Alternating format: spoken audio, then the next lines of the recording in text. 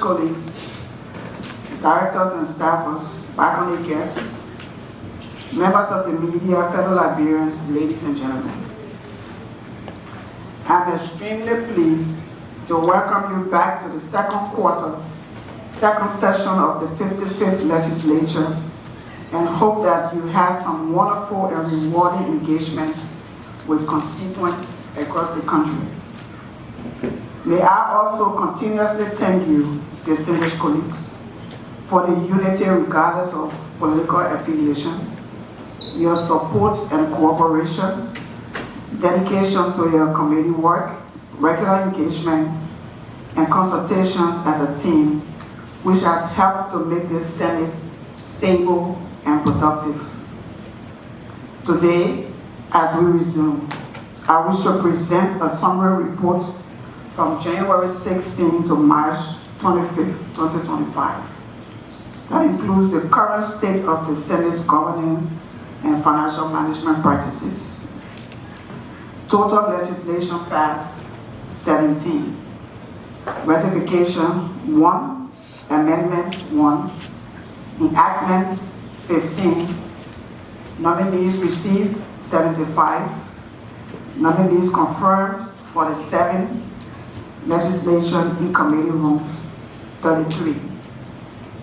Detailed copies of this report and the journal for the second quarter session have been distributed to your offices for your record and to take note of the task ahead for all committees in the next few weeks.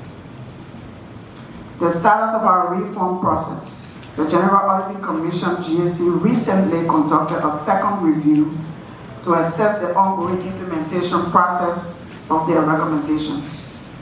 Below is an update on key areas where notable milestones are being achieved. Number 1, the Senate Strategic Plan. The first draft of the plan has been produced pending review and approval by the Senate leadership.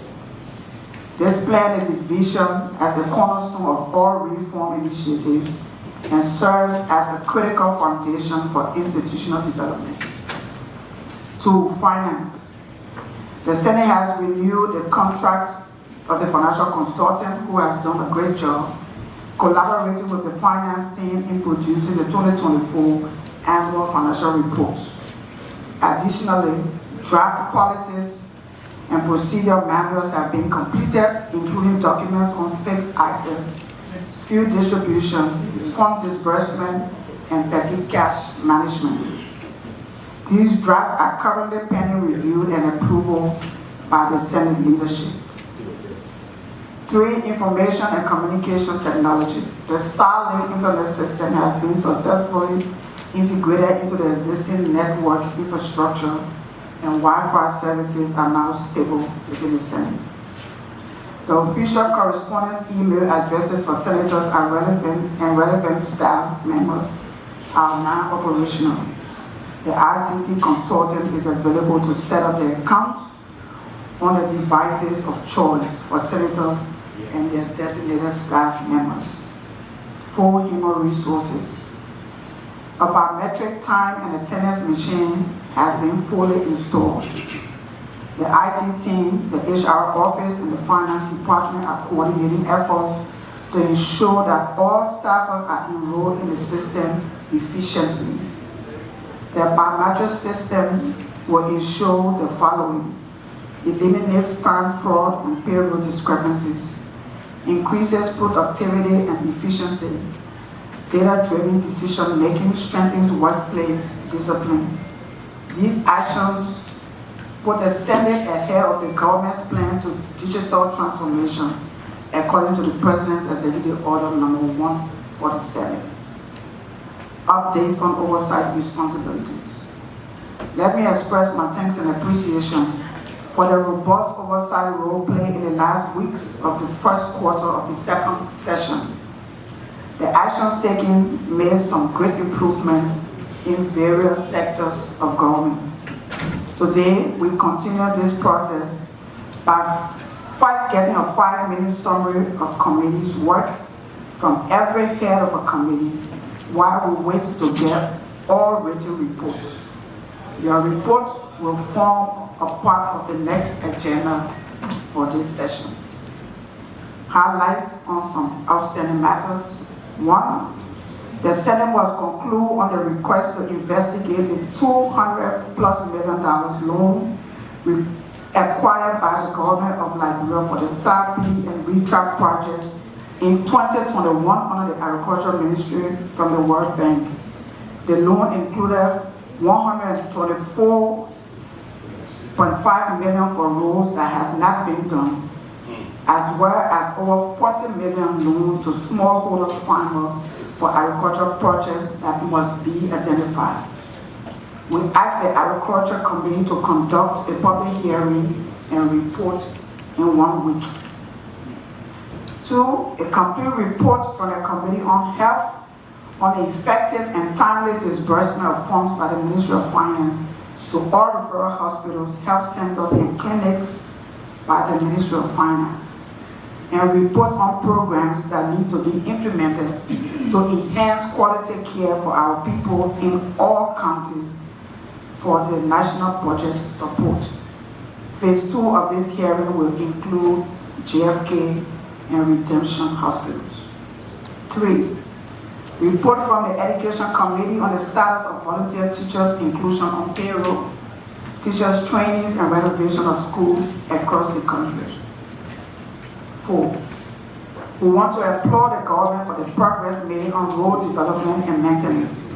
However, the essence of the road funds is to benefit all counties.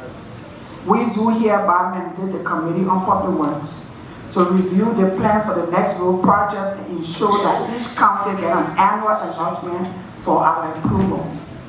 Also, there have been complaints about violations of the Road Fund Act, and we would like to launch an investigation into that to ensure the smooth implementation of the law for development progress. The Senate received invitation from the Ministry of Foreign Affairs for the chair and some members of the Committee on Foreign Affairs to join the delegation in New York to conclude on the final voting process for Liberia's representation on the United Nations Security Council.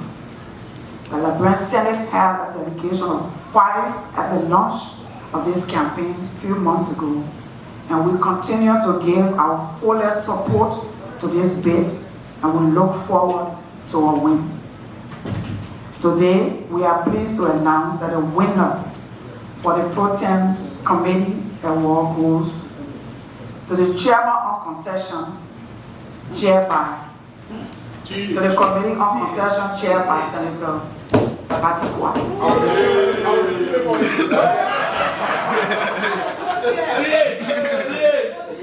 And the reward will be presented in the break room. This committee has done a fantastic work while on vacation with all ministries and agencies that are directly under their oversight responsibility, and will present some recommendations to the Senate on Thursday or upon his return. The recommendations will provide insight on the actions that we must take for the effective management of the country's natural resources, especially in the extractive industries. The management of our natural resources was discussed at the Senate's retreat in our quest to increase the national revenue envelope for the economic growth and development of our country.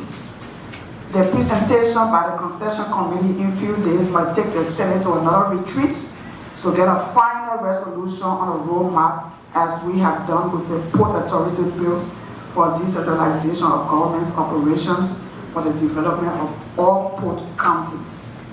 Lastly, let me announce that on Thursday, May 15, the Senate will induct into office Honorable Coker as the new Senator of Nima County. The Rules and Other Committee and ROA, please take note and act accordingly. Distinguished colleagues, thanks for a wonderful session, and we look forward to some great achievements during this session in the interest of our country. With that said, the second session is hereby open.